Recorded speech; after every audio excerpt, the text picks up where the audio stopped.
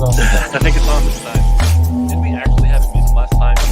For like a minute. 4 or 5 minutes. It felt like a long time. It was a minute. I looked down and it was muted, and I had to go fix it. So, all right, business as usual. People will be rolling on in here, and we will record this, put it on our YouTube, so you can go back and listen at your listening leisure, whatever you want to call it. At your leisure. All right, so yeah, let's We get got into Eric here. Oh, right? yep, we got Eric here, CEO of Giddy. Got Brendan. We've met before. And Travis with marketing. All right, let's do it. Let's get into it. All right, we got good news, bad news today. So bad news first. We have to pump the brakes on the beta, meaning we have to delay a little bit when we bring in the next group of people. So this is precisely why you do beta. You build some stuff, you release it, you beta test it. If it works, you keep growing the beta. If it doesn't, you pump the brakes. And guess what? The feature that didn't work was a big one. It was a big one. Fiat. We had lost transactions. We had errors with fiat transfers. We had basically our fiat partner telling us they didn't know what was going on. There was just problems and there were errors and not the level of quality that we want to bring to our users. Right. Not production ready. So we had strong concerns. With this fiat partner in particular. With this fiat partner in particular. We thought we could work through it. We had it working pretty well, but the more that we put transactions through the machine, the more concerns we had. And we had basically the last final straw this Monday. So it's a little bit funny. On Monday, we announced that we're bringing more people into the beta at the same time as we got this news, basically, that we had to stop this fiat thing. So, weird timing and definitely some mixed communication on those announcements. But that's how it happens sometimes. But the bigger, most important thing is that we absolutely refuse to bring more people on who could potentially lose transactions in this fiat business. We have to put a stop on it, which means that we're shifting gears just a little bit. So there is definitely some good news that comes out of this. Yes. It's not like it's something else to add to that, or not really? No, just to reiterate, we take this particular piece very seriously, connecting up your credit cards and bank accounts. We don't want to have these high frequencies of lost transactions or issues. So we are going to make a couple adjustments to our schedule. Absolutely. What's like an acceptable level of lost transactions? Lost transactions, like actually lost?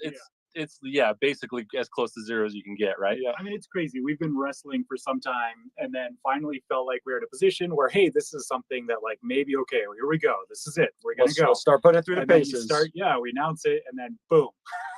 Which I'm actually really glad. And exactly to your point, that's why you have betas, because it's better to have that happen now right than when we have thousands of users. Precisely. So, and just to be totally clear, this was on the partner's side of things. So their transactions, how they track things, their integration with the Polygon Network. It's not production ready. Not production ready. It's not on our end. The things that we're able to control are working exceptionally well. So it's why it's extra frustrating for us, is because it's something that we aren't controlling. Basically, all these fiat rails, this old banking system, their integration with Polygon, they're buying and selling crypto and stuff. So anyway, so here's what it means. So one thing that it means for us is that we could potentially go international a lot faster. Yes. What this means is that if we pump the brakes on the fiat side of things, we don't have to get as many licenses and compliance. We don't have as much compliance for going international. So what this means is that our international friends who have been rightly asking about when they can get on board, there's a lot higher likelihood that you'll be able to download the app and get on the waiting list and be eligible for this NFT drop. So we're in the process of figuring out, given this new holding off on fiat for just a minute, how much more quickly can we go international? And so we're right now in talks with compliance to get that underway, but it's looking really promising. So absolutely, dotting some T's and crossing some I's. That's what I love to say. So what this also means is that since we're not testing this fiat feature, which is high stakes, really high stakes, and actual money from your bank account, it means that we can bring in a bigger group for the next cohort. So what we have to do is basically swap out this fiat feature for a really nice experience in sending crypto out and receiving crypto in. So think of this as like MetaMask. You can receive crypto, you can send it out. We are doing the same thing, but with a Giddy private key, with a Giddy non-custodial wallet. So we basically have to switch out that feature, and once that's complete, we can bring in the next cohort of people.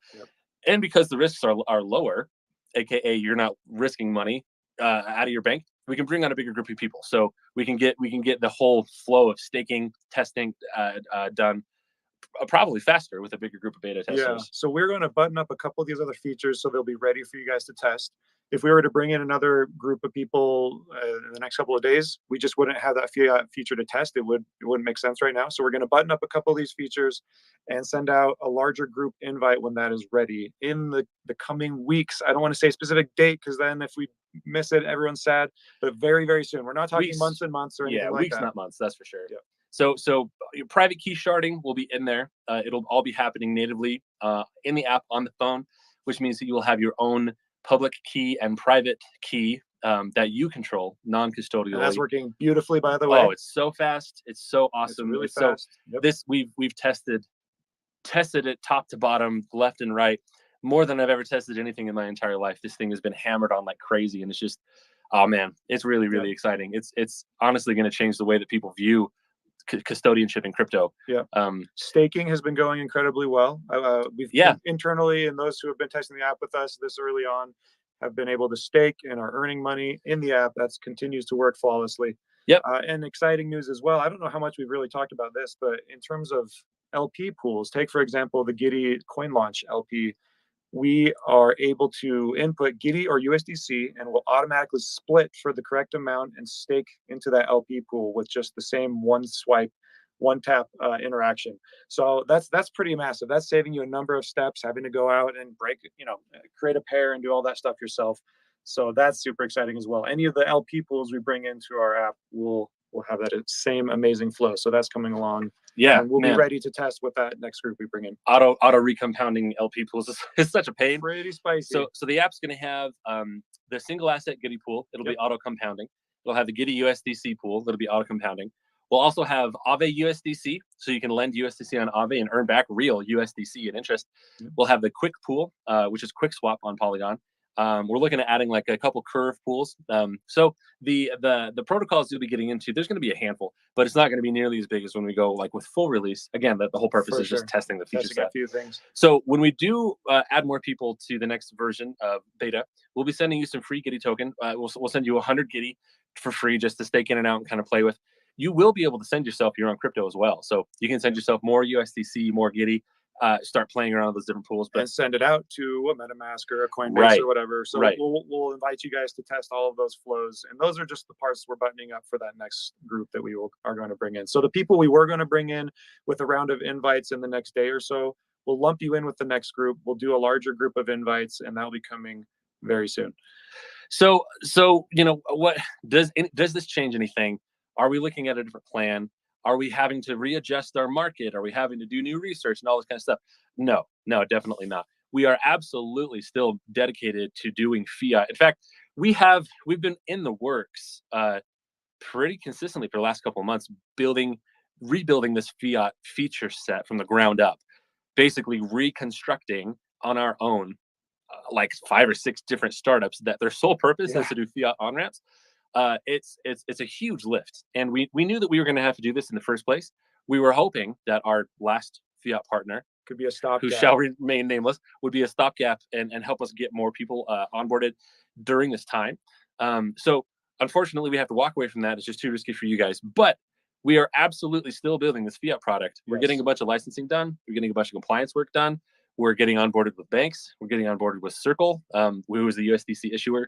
And then, so it's absolutely still happening. But so Travis, tell us a little bit about the market, what it looks like, who the people are that we're targeting, and why doesn't this actually change much for us? Yeah, and it's interesting.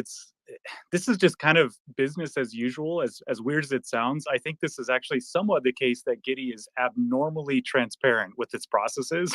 Yeah. And so every business that I've been in, big time. This has always been pretty much par for the course. You don't know what you don't know until you start getting into it. And there are some things that we couldn't know until we started increasing the volume and seeing where some of those cracks were.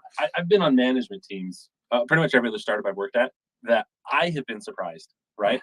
Like sometimes I know later than some customers or some fans or whatever. Like we really, really believe in being fully, ultimately transparent. which, some of the whiplash is going to get passed on to you guys. We think that you would rather know than not know. You'd rather have us just be honest than not be just honest. But anyway, keep going. Exactly, and exactly the case when we're talking about money. There's just no messing around with it. So yeah, I mean, I've actually had the pretty interesting task of trying to figure out how do we take this really complex thing and share it in a way that the everyday person can take a look at it and say like, wow, this is really interesting, and understand the value of what we're putting together. And as far as how I think about Giddy and how we sort of share that with the rest of the world, there's really sort of three legs to that stool. You've got that fiat on ramp and off ramp. You have all of the wallet capabilities that are just going to be incredible with how we manage our private keys. And then you have the staking and sort of earning portion of it where you can actually make money off of it. And that's the part that I think is going to be most exciting for people, is that earning side. But all three of those pieces work together, and that plan doesn't actually change for us at all. In fact, I've been doing a ton of research around like who is our market and how does it all fit together and what does that look like? And one of the notions we use on the marketing side is around sort of this adoption curve. And you can think of it in 5 groups of people. You have that earliest stage, which are innovators.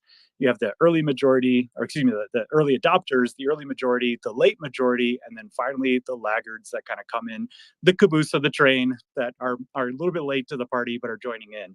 And every market follows a really similar cycle. I think one of the most obvious ones right now is if you just look at EVs. I mean, I'm a big fan of cars, so I'm always looking at it. And I think about it like innovators are kind of like those people that went out on a limb and bought a Tesla Roadster back in like 2008, like 14 years ago. You got to be a little bit. You got to be a little bit interested in Teslas and EVs, right? You got to be a little bit crazy because they literally just took a Lotus and they hollowed it out and they threw a bunch of batteries in there.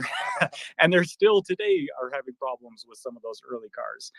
But those are the innovators, and they're willing to kind of try something new and different. And followed by the early adopters, which I think about those people that were going out buying a Model S, like 2016, 2015, the first sort of mass production type car, but it was still super niche. And then you have that early majority, which I think is what we're seeing right now. Now it's like you can't shake a stick and see like a tree or an EV just falls out of the tree wherever you go. It's like they're just everywhere. Every announcement, every major brand thing. New companies, right? Yeah, you totally new companies coming out and all that. Yeah, they're all starting to kind of come and pop out. And so the way we think about the marketplace is that that massive adoption, it feels like it's so sudden, like we're seeing right now with EVs, but it's been going on for 15 years. We look at crypto the exact same way. And that's right now we're in that sort of early adopter stage. We're right at the cusp of turning into that early majority where suddenly crypto is everywhere. We're starting to see some signs of that, but we're not quite there yet. And anyway, I say all of this because that's how we think about breaking down the marketplace. And what this change actually does is really interesting for us because we've always known we're going to hit the early adopters first, the ones who are going to be most excited about the wallet and the staking features.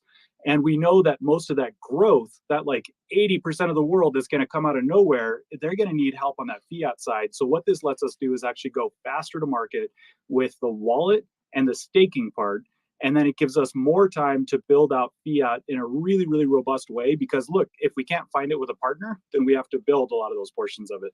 And this is one that's going to be so critical for that sort of tomorrow's market that's coming right around the corner. So anyway, long story short, I'm pretty bullish on that. I think it actually is our same strategy. It's just adjusted slightly, and it's actually going to be a bit more relevant to what we're seeing from these macro market pressures.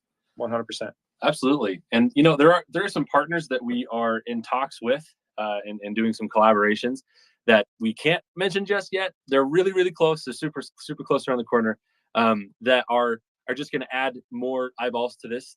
People who are very, very crypto savvy, as well as the rest of the market at large. Those people who have crypto and don't know how to grow it. I think we're positioned incredibly well, and we have some collaborations coming down the pike really soon that will get us even more eyeballs on this thing. And like Travis said, the single biggest thing that this app is going to allow you to do is custody your own crypto with your own public and private key that you own, that you control in a safe and recoverable way, and then allow you to stake into complex DeFi strategies and protocols that are well looked at, they're well tested. You'll have all the information you need to make a good decision. You stake into it with one tap, you start earning money, you look at your positions, you can sell at any time, you can move your crypto at any time.